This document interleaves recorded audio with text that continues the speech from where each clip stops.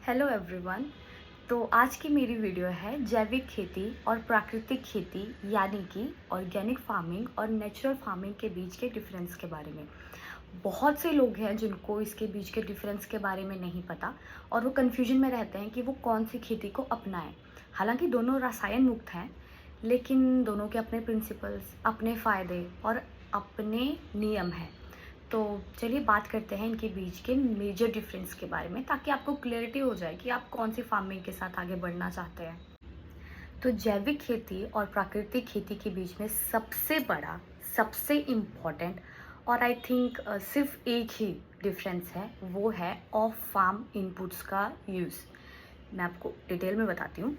तो organic farming में आपने देखा होगा, हम वर्मी कंपोस्ट खरीदते हैं बाहर से, राइट।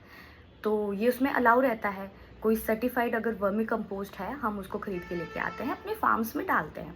लेकिन प्राकृतिक खेती में ये अलाउ नहीं है। मतलब कि आपको अगर अपनी सॉइल की प्रोडक्टिविटी को बढ़ाना है, तो आपको अपने ऑन फार्म बनाए जाने वाले इनपुट्स को ही उसमें डालना पड़ेगा। आप ऑफ फार्म कुछ भी नहीं डाल सकते। तो अब आप सोच रहे होंगे कि वर्मी कंपोस्ट तो ऑन फार्म भी बनता है, बहुत लोग खुद से भी बनाते हैं ना, सब बाहर से थोड़ी भी ना खरीदते हैं, तो वो भी तो ऑन फार्म में आ सकता है। तो फिर क्या डिफरेंस रह गया? तो इसको तो प्राकृतिक खेती में भी डाला जा सकता है, बट नो। ऑर्गेनिक फार्मिंग में जो हम वर्मी कंपोस्ट को बनाते हैं ना, आपने देखा होगा उसमें केंचुए यूज़ होते हैं। तो वो जो केंचुए होते हैं वो इंडियन नहीं होते हैं, वो परचेज़ किए गए होते हैं, राइट। तो केंचुए तो खरीदने ही पड़ रहे हैं ना, तो वो ऑन फार्म में काउंट नहीं होगा। आपको बाहर से खरीद के केंचुए ला के अपनी खाद में डालने पड़ रहे हैं उसका मैन्योर बनाने के लिए, तो नो, इसीलिए इसको अलग रखा गया है। जबकि नेचुरल फार्मिंग ये बोलता है कि आपको जितने भी अपने इनपुट्स बनाने हैं सारे ऑन फार्म बनाए जाने चाहिए, जो कि ज़ीरो बजट में आए। यानी कि उसको बनाने के लिए आप जो भी चीज़ें यूज़ करने वाले हो ना, वो आपकी प्रकृति से आपको उठा के लेके आनी है। खरीदना कुछ भी नहीं है, केंचुआ भी नहीं। अच्छा, अब आप एक और चीज़ सोच रहे होंगे, मुझे पता है कि वर्मी कंपोस्ट के लिए तो केंचुआ चाहिए ही चाहिए।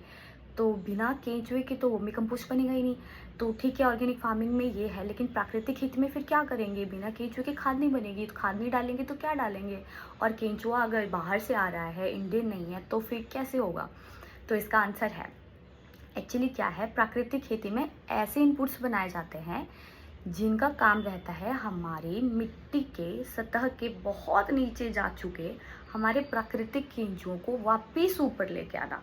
हम अपने खेतों में इतना ज़्यादा पेस्टिसाइड, फर्टिलाइज़र डाल चुके हैं कि वो बहुत ना थिक हो चुकी है। और जो केंचुआ होता है, प्राकृतिक केंचुआ, जिसका काम होता था सतह पे आके मिट्टी को खाना ताकि उसकी पोरोसिटी बढ़े, वो नीचे जा चुका है, वो ऊपर आ ही नहीं पाता। तो प्राकृतिक खेती से हमने उसे ऊपर लेके आना है ताकि वो नेचुरल तरीके से ऊपर आए और नेचुरल तरीके से जिस तरीके से उसका काम रहता था वो करे। तो अल्टीमेटली हमें नहीं है आर्टिफिशियल केंचुए की या फिर वर्मी कंपोस्ट की ज़रूरत, जब हमारे पास अपनी ज़मीन से निकल के केंचुआ ऊपर आए और अपना काम करे। तो आई नो अब आपको और भी क्यूरियोसिटी हो रही होगी जानने के लिए कि कौन सी टेक्निक्स होती है ये सब करने के लिए, नेचुरल फार्मिंग के इनपुट्स क्या रहते हैं, किस तरीके से बनाए जाते हैं, कैसे वो ज़ीरो बजट में जाने जाएंगे, कैसे वो ऑन फार्म में काउंट होंगे। तो इसके ऊपर मैं नेक्स्ट वीडियो में आपको डिटेल से बताऊँगी। तब तक के लिए आई होप आपको ऑर्गेनिक और प्राकृतिक खेती के बीच का डिफरेंस समझ में आ गया हो। So yes, major differences it all about on farm and off farm input. Organic farming में ऑफ फार्म इनपुट भी चलते हैं, just like vermicompost, but natural farming में ये पूरी तरीके से नेचुरल जाना चाहिए। कोई भी ऑफ फार्म इनपुट यूज़ नहीं होगा, जो भी होगा ऑन फार्म होगा, खुद से बनाया जाएगा। Thank you.